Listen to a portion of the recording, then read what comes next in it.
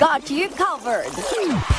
From the hottest hits, exclusive interviews, kilig to the bones fan meet experience, and hataw performances of your favorite stars. Saturdays, 12 noon, dito lang sa DZRH TV.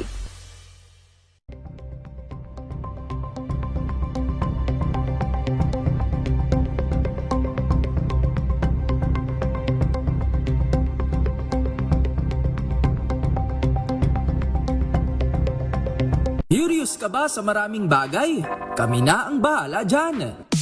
Aalamin, tutuklasin at ibigyang linaw namin ang mga katanungang bumabagabag sa inyong isipan. Sa programa kung saan ang bawat sagot ay galing lamang sa mga eksperto.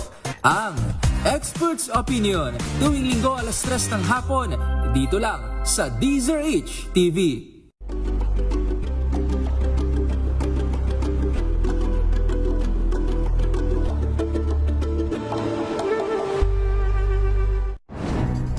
Good vibes ang hanap mo? Dito ka na sa sigurado! Mula sa mga istoryang nagbibigay ng inspirasyon hanggang sa mga kwentong may dalang solusyon. Mga balitang pampagaan ang pakiramdam at pampaganda ng araw. Hindi lang ba sa good news, kundi the better news. Mula Lunes hanggang Biyernes, 1:00 ng tanghali sa DZRH TV.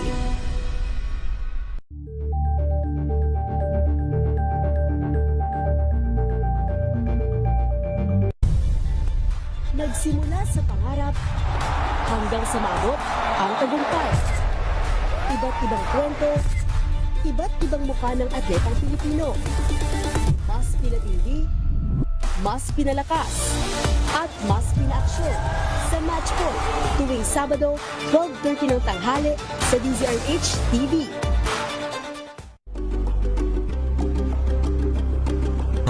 Coverage. Mayroon din ng mga komento rito mula sa ating social media page. Ano ho, dun sa mga nanonood po ng live ng atin pong special coverage sa YouTube at sa Facebook. May mga binabanggit din po sila mga opinion Pero maya-maya muna natin basahin ito. Si Nochi Kakas, ano ang sitwasyon? Bigyan mo nga kami ng picture. Kasi hindi nakakapunta pa riyan ngayong oras na ito sa Mindiola. Ano nangyayari riyan, Noche? Henry, wala pang raliesta dito sa oras na ito, yung bahagi ng Mindiola. Pero yung preparasyon ng kapulisan, naka-inflict yung kanilang preparasyon. Ito kung makikita nyo sa ating likuran, ito yung Mindiola ngayon, papuntang Malacanang. Yung bahagi naman ng Pitasal, yung Ayala Bridge. Yung Ayala Bridge, Henry, hindi na matandaanan, naka-barkada na yung barbed wire.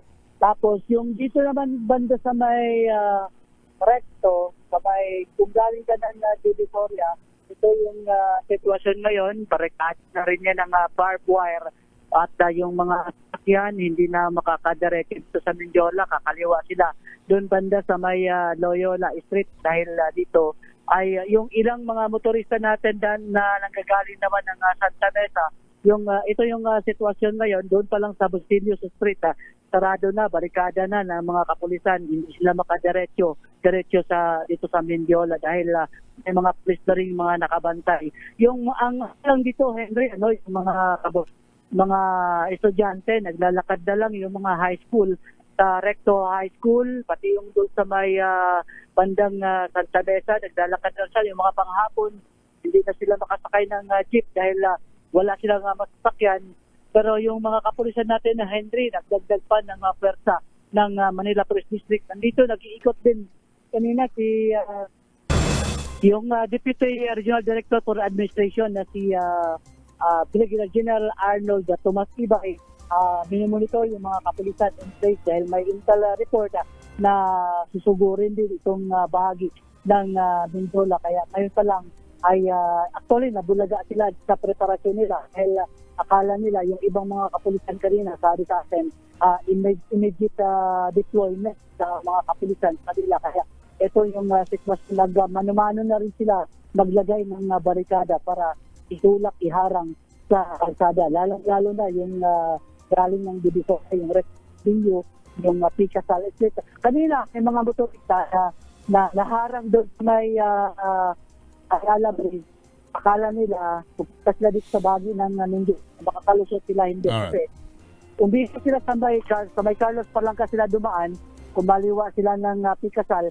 Pero pagdating naman dito sa may San Sebastian Henry, ay harang din sila. Kaya kailangan nilang kumaliwa doon sa may San Sebastian. So, nagpapatuloy ang pagbabantay ng mga kapulisan at nandito pa rin tayo. Maganda yung panahon, maambon-ambon lang.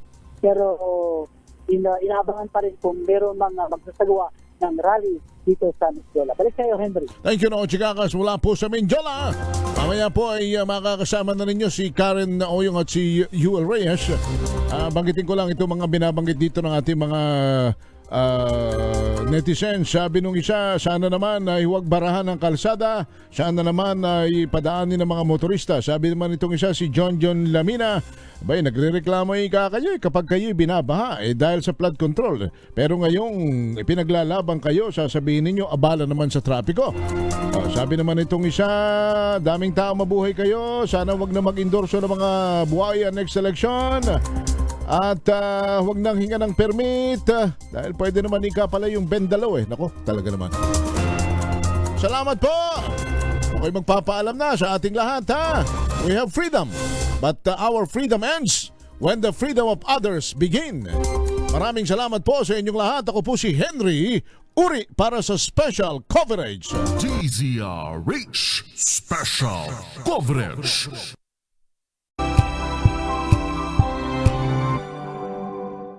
Maagang balitaan.